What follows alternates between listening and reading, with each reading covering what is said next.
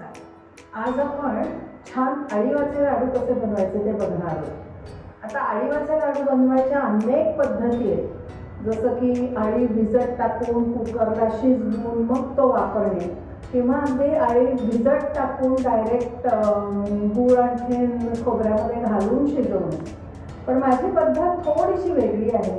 ती म्हणजे मी अळी थोड्याशा तुपामध्ये अगदी तडतडेपर्यंत परतून घेऊन मग ते भिजवते, जेणेकरून अळी छान फुगतो आणि शिवाय त्याची चवही खूप छान खमंग लागते.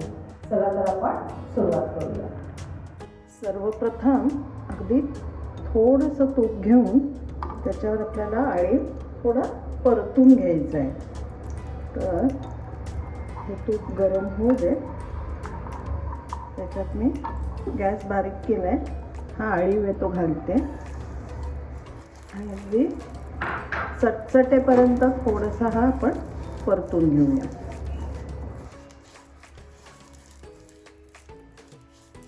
अळीव छान भाजून झाला आहे. गॅस बंद करून मी हा काढून घेते. आता हे पाणी आहे, हे नारळाचं पाणी आहे. जे आपण नारळ आता ह्याच्यात जो वापरणार आहे, नारळ फोडल्यावर जे पाणी येतं त्याच्यातच मी हा अळी छान 2 तास भिजवून ठेवायचं. आपल्याला छान 2 तास अळीव आपला भिजत होता आणि तो छान फुगून असा वर आला आहे. तर आता हा अळीव आपण लाडू करायला म्हणून वापरायचा आहे. प्रथम पॅनमध्ये मी अगदी थोडंसं साजूक तूप घालणार आहे आणि नारळ हा परतायला टाकणार आहे. हे ओलं खोबरं आहे, तर ते मी ह्यात थोडंसं परतायला टाकायचं. नारळ खरवडताना लक्षात घ्यायचं, शक्यतो काळं येऊ द्यायचं नाही. छान पांढरा शुभ्र आपण नारळाचा चव हा वापरायचा आहे. हे थोडंसं परतून घेण्यामागे अजून एक कारण म्हणजे ते छान खमंग लागतं खोबरं. नाहीतर अगदी नारळ आणखीन गूळ शिजवल्यासारखा वास येतो, तर तसा नको आहे आपल्याला.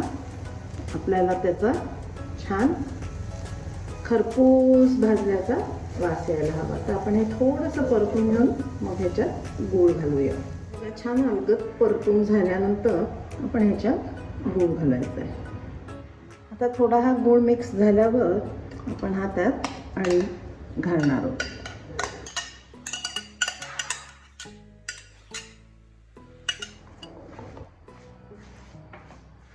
मी गॅस थोडा मोठा करते आहे आणि हे आपण आळवत ते घट्ट करायचं आहे, म्हणजे आपले छान लाडू वळता येतील. ह्या कन्सिस्टन्सीला आपल्याला ते आळवून घ्यायचं आहे.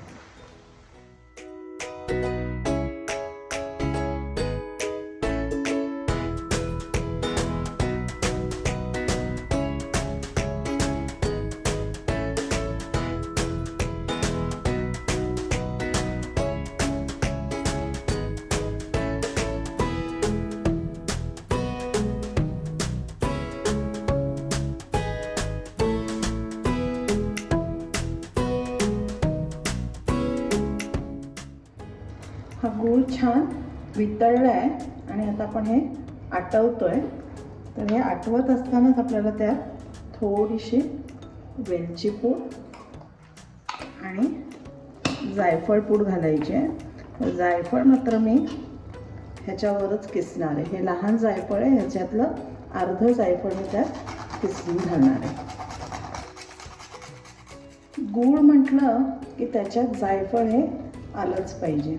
त्याच्यामुळे कॉम्बिनेशन ऑफ थोडंसं जायफळ आणि वेलची ह्या लाडवात खूप सुंदर लागतं. त्याच्यामुळे दोन्ही घाला. आता हे थोडंसं आपण आटवून घेऊया. हे आता पाणी आपलं आटत आलं आहे.